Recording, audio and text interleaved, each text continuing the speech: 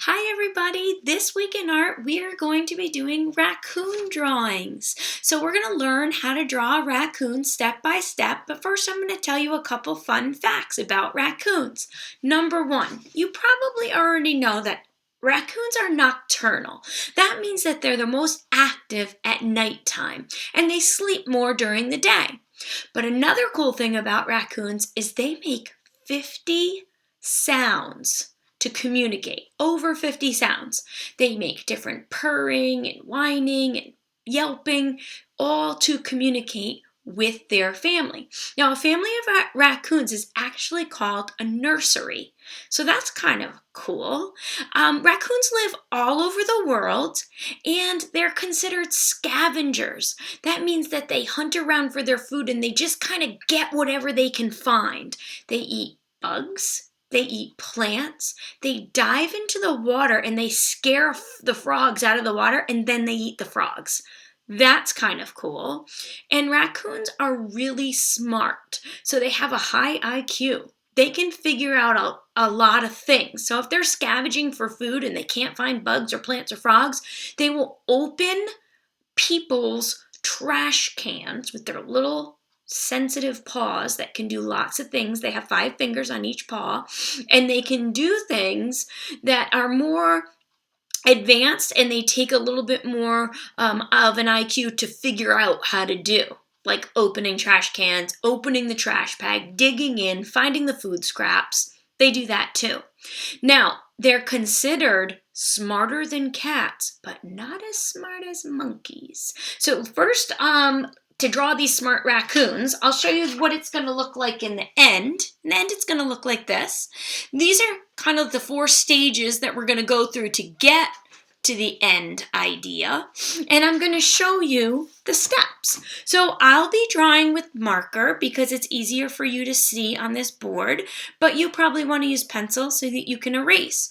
So what you're going to do is you're going to look at where the top and the bottom of your paper is, and you're going to right to the middle. And now just a little bit above the middle, we need 2 eyes. So the first eye I'm going to make about the size of a dime, a small coin, okay? And then, this is the cool thing. We need it to be spaced out so we can get the mask on and everything.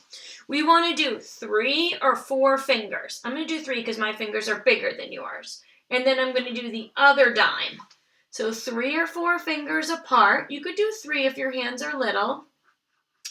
And you are going to do the second, I need to make that a little bit bigger, the second circle. Now you're going to do a circle for the whites of the eyes. Okay?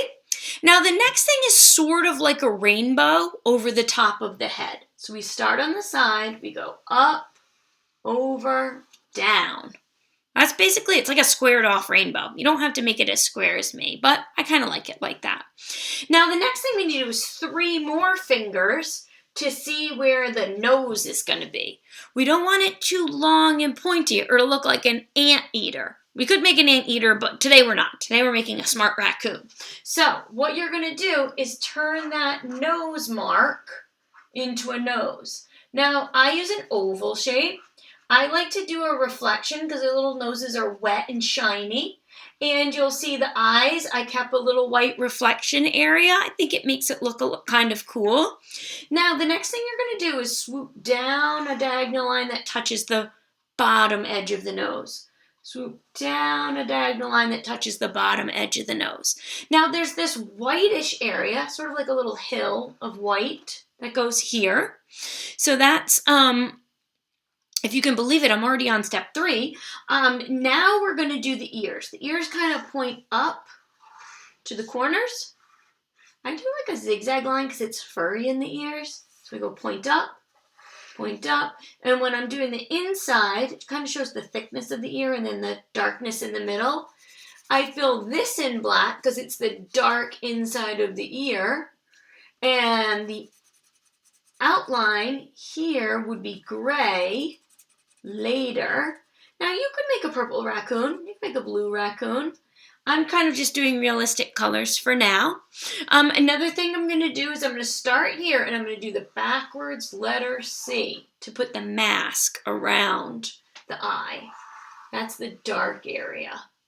And then we like to do some texture. It's not real texture because if I touch the paper, it's still smooth, but it's implied texture. So it gives us a feeling of what the fur would feel like if we could touch it. Okay, so I'm doing some fur. And then I'm going to make sure I do the shoulders just kind of sticking down a little. Now, what I did here was the tail just going straight up behind the raccoon. But I think I kind of like this one better, where the tail is like wrapping around the front of the raccoon like it's a scarf or something. So I am going to start back on this shoulder, curve around the front of the body, make a point, make it nice and thick, and then go back up again. And here where I have this line, well, that's going to become a zigzag anyway, because raccoons have striped tails and the fur looks kind of zigzag. Now, I like to do, this is funny, it's kind of like the armpits. I like to do where the arms come towards the shoulder, and those are like the little armpits. And another thing I like to do is add a line here and then add some texture so it looks like the raccoon is in front of a tree, because they do climb in trees a lot. So this is the bark of the tree. And then another thing you could add is a crescent moon, because we know that they're nocturnal. So those are just some ideas of what to add. Now you could pause this video when I'm done talking, and you can just keep an eye on all of the steps so that you can get caught up, or you could always replay and pause when you need to. So at the end of your drawing, I would like you to take some time to do some neat coloring and notice the striped tail, notice the dark eyes, notice the tree that's behind the raccoon. And we have the raccoon overlapping the tree. That's how we know it's in front, and the tree is farther away. So it's one of the ways that we show depth. And that means space, how deep the space is. Everything's not on the same surface in real life, even though it's drawn on this one piece of paper. It makes it look like the moon's far away because it's small and kind of behind the ear a little with overlapping. And the same thing with the tree.